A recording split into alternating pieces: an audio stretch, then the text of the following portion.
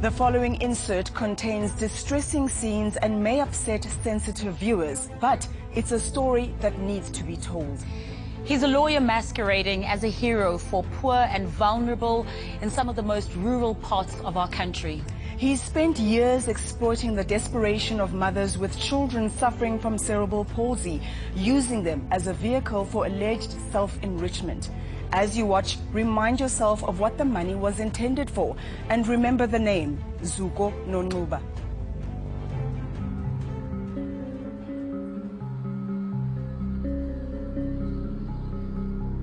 I first came across this story. It was around Christmas time in 2015.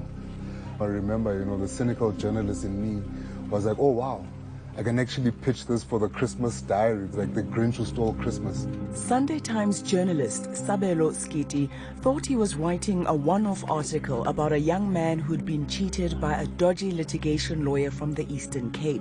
But it would become so much more. Young guy who had been one of Zuko Nonquba's clients, he said to me, if you just took the time to look, villages across Transkei are littered with this guy's victims. That was like the thing that sparked it for me. I knew that then I had to go to these villages. What Skiti didn't know at the time was that he had just broken a story that would lead to a decade-long investigation into the alleged criminal activities of the litigation attorney Zuko Nonquba. No one's going to recognize me. Working for the Special Investigating Unit at the time, the press articles piqued the interest of an investigator we will call Sarah. To protect her identity and safety, Sarah's words are repeated by an actor. His name kept coming up, in the Sunday Times or the Daily Dispatch, and the articles were talking about medical negligence, suspected fraud, maladministration. So we did our own follow-up investigations, identified these cases, and found that everything in the articles was true. The Special Investigating Unit had been seconded to the Eastern Cape to investigate the province's medical negligence crises amounting to billions of rands, and one of the lawyers the spotlight fell on was Nonquba. The plaintiffs would say that they got about 200,000 rand or 230,000 rand for their cerebral palsy child, yet we are sitting with a court order that has awarded them 23 million or 16 million rand. And these guys had no idea. He particularly targeted those villages around Transkei because he knew that there, people are desperate. These were kids that had been born with cerebral palsy because of, the atrocious conditions in some of the hospitals in the former Transkei. Cerebral palsy can occur when a baby is starved of oxygen in the first few minutes of its life. It can be avoided with proper medical care, but South Africa has among the highest proportion of CP babies in the world due to inadequate resources and skills in state hospitals. This medical negligence epidemic has created the perfect breeding ground for money-hungry litigation lawyers like Nonquba. After his traumatic 5-day-long delivery at a state hospital, Nobathembu Kachele's son, Zubenati, started having seizures straight away. But lomntana ucimele akabonakali nakayihleli akabonakali nakayivukile but unalengalo lengalo itheni yathi nesiyandiphendulayo wathi lomntana yaqhuzula oke bephume nje waqhuzula. Zubenati would later be diagnosed with cerebral palsy. Phansi koba umntana wam engumntana othambileyo wathi ngosene 12 months yayingathi ngumntana ona 1 month. In 2013, Nobathembu was approached by one of Nonquba's agents. This is standard practice for dodgy litigation lawyers. Even though it is illegal, they send out scouts to villages, clinics and hospitals to look for clients. He was paying people in the villages to recruit mothers with cerebral palsy children. Nobathembu and her son Zubenati were taken by Nonquba's men to see doctors in Gqeberha and Johannesburg. Their medical records were copied and they were taken home. It was almost a year before she heard from Nonquba again. Kulapho aye wandibiza khona ke ngoku pha e-High Court eMthatha. Wayeqale ngothi imali endiyifumene endizayifumana yi-3 million. Utsho ngo-2014 yena wabe sithi ke ngokuyigqibile into ebeyenza akukho nto izawuphinde ndidibanise naye. Kept in the dark, Zubenati's mom had no idea that her son had won a 12.4 million rand medical negligence payout, which was paid to Nonquba Inc. in 2014. Nonquba had been given 6 months by the court to open a trust in Zubenati's name, which is a special kind of account managed by independent trustees in order to keep people's money safe. But when Skiti arrived at the family's home during his investigation, it was 2 years later. They hadn't received a cent and knew nothing about any trust. In the case of Zubenati, there had absolutely been nothing that had been done. His mother actually was suffering because she was taking public transport, taking him to a public hospital. And that money was for that express purpose to make sure that it looks after his medical needs in the now and going into the future. Medical negligence litigation is big business that is crippling an already broken state health system. To date, Nonquba has been paid out nearly 600 million rand in potentially fraudulent medical negligence claims against the Department of Health. As the SIU investigation intensified, Sarah and her team found evidence that Nonquba was not only not paying out on legitimate claims, he was also submitting completely fraudulent claims. We started comparing. And so many of these summonses were basically identical. The same amount, the same layout, the same merits. And he wasn't even bothering to make them unique to each patient. Pamela Ngandwana is a single mother who lives out here alone with her cerebral palsy daughter, Avuzwa. She can't work or even travel far from home as her daughter needs 24-hour care. In 2014, while collecting her daughter's disability grant, Pamela was randomly approached by someone claiming to know a lawyer who could help with her child. Wabuza into okubana ndiyalifuna uncedo lobana ndingafumana i-wheelchair zomntana. Ndathi ke mna ke ewe. Wathi wathatha iinamba zam azinike uMr Nonquba. Even though Pamela's daughter hadn't even been born in a hospital, Nonquba traveled all the way to her village to sign her up and collect her details so he could submit a medical negligence claim against the state. Wayezicelile amakhadi esibhedlele wafotokopa ne-ID wayifotokopa ne-birth certificate wazifotokopa. Without Pamela's knowledge, Nonquba submitted a bogus 16.5 million rand claim against the Eastern Cape Health Department, which was intercepted by the Special Investigating Unit. According to the summons, which is drafted by Nonquba, she gave birth in the hospital, but the medical records show BBA, which is born before admission. So in other words, you walk into the hospital with the child. So the summons is false. Pamela's case was one of 6 fraudulent medical negligence claims that the SIU discovered in only a few months. These women are... they're also his victims because he gives them hope. He makes promises to them that they're going to get grants. They're going to get grants for these children, for their medical care, and from the word go, he lies to them. While these fraud investigations were underway, Nonquba continued to win millions against the Eastern Cape Department of Health. Having perfected his modus operandi, he spread his wings to the Western Cape, targeting the same clientele, desperate mothers of cerebral palsy babies from poor areas. The Western Cape had 93 medical negligence cases lodged for the whole province against them, 53 of which were Nonquba. 33 matters of the 53 were referred for criminal prosecution. How far the matters are, I don't know. The Hawks confirmed that an investigation into Nonquba has begun, But we were shocked to discover that almost 5 years since they started, Nonquba had not been charged. Did you ever, in that time, get to speak to Zuko Nonquba? Our one interaction with him before we published the first story, it didn't go very well. We found was that he was a very evasive person, because I think he was someone who was not used to being held accountable. As our investigation into Nonquba escalated and we traveled deeper into rural Eastern Cape, it became obvious that these families felt so intimidated by the fancy lawyer in a shiny suit that many of them feared that they had actually done something wrong, not Nonquba. You've got innocent, poor, semi-literate people that you can exploit. And that is exactly what he did. He exploited all of them. We get a tip-off that the fraud may go even deeper.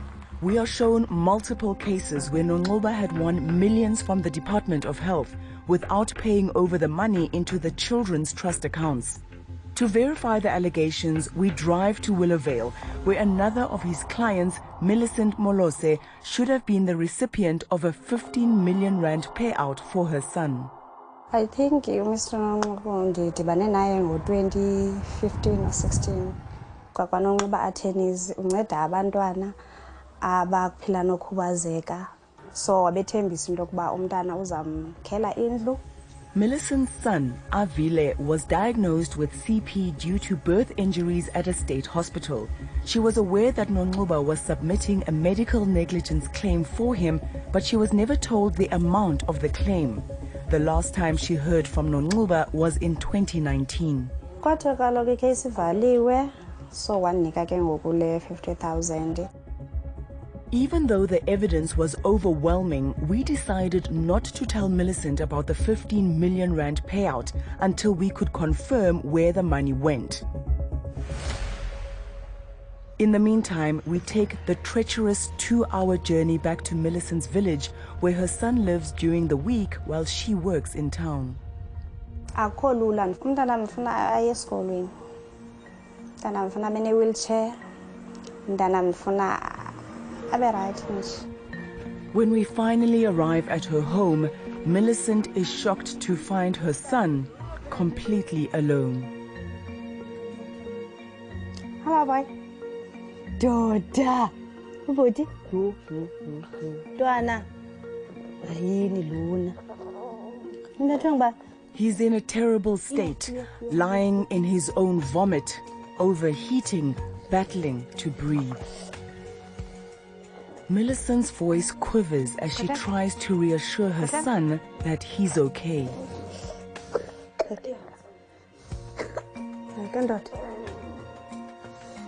Ibuhlungu every day xa ndiya kuye. Andiyamva xa ehappy. Xa right ngoku ebana mhlawumbi ka bengaphilanga. Meanwhile, Nobatembu came back to us explaining that Nonquba had finally set up a trust in Zubenati's name. This was 2 years after the court order, but again, there was no consequence for Nonquba. Wandibiza ke ngoku pha ngo-2016 wathi imali yayiphumile ngo-2014 iyi-12 million but iye yadelaya kodwa ke ngoimali endizayifumana yi-8 million. Accountant James Philip Davison is a co-trustee on Zubenati's trust, as well as on 11 of Nonquba's other clients' accounts. Together with other trustees, they should have flagged irregularities with these trusts by now. Our producer tracks him down while he's on safari. I think it was in 2014. I commenced work with Nonquba. Once the matter's been settled in court, the attorney would contact me. I would be involved from the beginning in actually registering the trust at the master's office. As a trustee, it is Davison's job to ensure that Nonquba pays over all the capital and that the trust is then solely used to benefit the child. When we asked him about the fees that Nonquba is deducting, he explained that Nonquba was only entitled to 25%. It looks like he's taking in the region of 60 to 70%. He would often pay over a random amount of, say, 2 million, and then the next day another million, claiming that he had limits on his bank transfers. And then that's when we would say, what's happening? And he says, then I'll get back to you. I will provide you with a full accounting summary, and the accounting summary never comes through. Is it possible in your mind to say the trustees were not aware of what was going on? Look, you would have to try very hard to convince me of that. For instance, a person like Philip James Davison is a chartered accountant. So the court order says there must be 12 million rand in this trust. Mm-hmm. If the lawyer or the attorney deposits 6 million, for argument's sake, that's the first thing that would be red flags for you as a trustee, is that, whoa, where's the full amount? From the beginning, the trustees have queried the amount paid by Nonluba. And he would reply that he's getting back, and these things just get delayed months and months and months, and you follow up and nothing happens. It was shocking to hear that it had taken Davison and his co-trustees almost 6 years to take action against Nonluba. We eventually had a summons issued about a month ago, which was successfully delivered. And he has put in a notice to oppose, which is again another delaying tactic, which could set us back another couple of months. With evidence in hand, we sit Millicent down to show her what the court had really awarded her son, the document Nonluba failed to share with her. 15 million rand was her son's, not the 50,000 as he had told her. Hi, bo. 13 million. 13 million. Yo.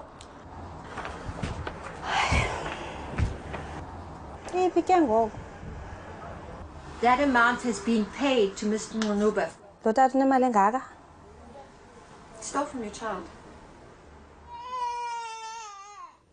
Millicent has now reported her case to the police, but unless Nonluba has a change of heart or a crisis of conscience, it would be a long legal battle for her to recover her son's money.